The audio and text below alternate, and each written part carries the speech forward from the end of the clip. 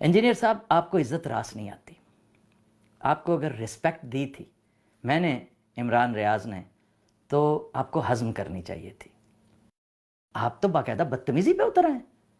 आपको तो पता ही नहीं कि अपने से बड़े के साथ बात कैसे करते हैं। आप कहाँ के मोहल्ले में क्या पढ़ाते होंगे आप बात बात पर करते हैं वड़ गया, ओ वड़ गया। Why are you so fond of this? वड़ गया से क्या क्या तलज़्ज़ुज़ मिलता है आपको? कुछ तो शर्म आनी चाहिए एक पढ़े लिखे आदमी को। मतलब सामने 4 बंदे बिठाए होते हैं उनके, आप एंटरटेनर हैं, आप उनके मच्छंदर हैं क्योंकि वो एंटरटेन करके दिखा रहे हैं उन्हें, सिर्फ उनके एक छोटा सा फिक्का सा लाफ्टर लेने के लिए। जुगत की ट्रेनिंग कर लें, मैं आपको भेज देता हूँ कोई 1-2 दोस्त। आप इल्म की बात करते हैं, एक शान होती है इल्म की। पढ़ गया, कभी हमारे मुंह से सुना है? हमारे भी मिलियन मिलियन लिसनर्स हैं, व्यूअर्स हैं, हमने तो बढ़ गया कभी नहीं कहा। बढ़ गया और आप और भी मजा तुन दिया यार, खुदा का नाम ले। मिर्जिया तेरी बकरी ते इत्थे बह गई है, तू गलत बयानी की है, ये उम्मत नू तू गलत रास्ते ते लाण दिया पुत्र। ते दस ना तू किवें पुत्र, तू अपने आप नू किवें वादे करेगा? तैनू ते पता ही नहीं सर्फ क्या है, नहव क्या है, मंतक क्या है। तू तो उर्दू दियां किताबां पढ़ियां, 4 इतराज सिक्के ते बक बक करन बह गया, जबकि तैनूं पता ही नहीं। तमाशे बनाए ने इस बंदे ने जनाब। ए जेड़ा जेलम दा जाहिल है ना, मिर्जा पलंबर, वो पता की इधर वेख, मैं स्टेटमेंट ना विखावां जो चोर दी सदा मेरी। मैं उत्थे आया तो मेरा भरा मैनू कहंदा मिर्जे दी टिबरी टैट करनी। मैं कहा यार की करां, किते सानू डकन डे ने, किते हुण जावां, पता नहीं सुनियो यार जावांगे। साडी कौम अजकल कई मिर्जे नू ना बड़ा नहीं इदां ना कहो, इदां ना कहो, इदां ना कहो, पता नहीं की रिश्तेदारी है उन्हां दी मिर्जे दे नाल। मेरी समझ तो गल बाहर है। जिन्हें दीन दा नक्शा बदलिया और जिन्हें वलियां नू भौंकिया है, अल्लाह दी कसमें अईं दे चवल ना होण तां असीं नत्थ पा के रख दईए उन्हों जनाब, ते घट हुण भी नहीं करना।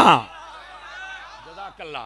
वेखो जिन्हां बुजुर्गां नूं पता है भी साडी मेहनत किन्नी मेहनत है, लेकिन अल्लाह दी कसम चुक के कहंदा पिया, जेड़े मिर्जे नूं मैं जदों जवाब दिना ना, स्टाइल हर बंदे दा अपना है, पर जिवें साडी जरब लगदी है किसी होर दी नहीं लगदी है। दा समझ आई? लो जी, मिर्जे पलंबर ने आख्या फ्रंट सीटां वाले ध्यान करिया जे, जरा जवान बैठे हो, कमरे च बह के इंज दा जाहिल ही बनेगा। तू कदी किसी उस्ताद कोल बहिंदा ना, ते कारी अल्लाह दिता साहब तरह तेनू डांगा तो पैप फेरदा ना उस्ताद, तू यस हो जाना सी। समझ आ रही ना? ए ना समझा करो भी उस्ताद बस औकार शागिर्द नूं क्यों मारदा है। ओ भाईजान सोना टिक्की दी सूरत च हुंदा है, ओनू थोड़ा जिहा सुनार थोड़ी मारदा है, ते तां ही ओ किसी दे गल दा गहना बनदा है ना। जिहड़ा उस्तादां दियां मारां नहीं खादियां, ओ फिरदे भी ती उदां ही ने ना, ते जिहड़ा मारां खादियां ने हीरे बने ने, ओ कहंदे आ निकल बाहर साडे नाल मत्था ला। भला सुनिए, तवज्जो है? इस वास्ते उस्ताद अगर कोई सजा देवे, कदी उस्ताद दा दुश्मन ना बनी। यकीन अल्लाह ते करो, मैं हिफज करदा, उस्ताद ने मेरी बांह ते सोटा मारिया, तेनू रौला बन गया, यकीन अल्लाह ते करो। तो मैं आख्या अब्बा जी आन के ते जनाब देखिया जे। फिर अब्बा जी आए तो बूहे च खलो के पता की कहंदे ने, आ उस्ताद जी एदी दूई बांह क्यों नहीं भन्नी? मैं कहा लै भी काम हो गया जी। खैर मैनू लै गए, वो बांह दा इलाज इलूज कराया, ते उस्ताद नूं फिर जाहिर सी बात है कोई शफकत प्यार दे नाल जरूर आख्या होना भी हजूर है तुहाडा पुत्तर ही है, लेकिन अल्लाह दी कसमें कोई सख्त जुमला नहीं आख्या, कोई सख्त जुमला। मैनू कहने लगे पुत्र जेड़ा उस्ताद दा बेअदब हो जाए बंदा कदी अगे नहीं जा सकता। और अल्लाह दी कसमें मैं उस्तादां दे बेअदबां नूं रोलदियां वेखिया। 3 बंदे मेरे सामने ने जेड़े मेरे नाल पढ़दे सन, मेरे नाल। बाद च उन्हां नूं मेरे उस्ताद कहंदे ये वर्कशाप बनाएगा। कसम खुदा दी मैं ट्रैक्टरां दी वर्कशाप बनादा वेखिया उस बंदे। मैं कसम चुकी बैठा मसीत ते बह के, और अज भी एक दी वर्कशाप है। उन्होंने उस्ताद आखे तू वर्कशाप बनाएगा, सिर्फ गल नहीं सी मानदा, अज भी ओदी वर्कशाप है, बहुत वड्डी है। लेकिन यार उस्ताद दे नाल ना मैं जिन्ने तुलबा बैठे हो, ओ भाईया ना तुसी पंगा ले आ जे, ते ना तुहाडे भरावां नूं इजाजत है, ना तुहाडे प्यो नूं इजाजत है आके उस्ताद नाल बदतमीजी करन दी।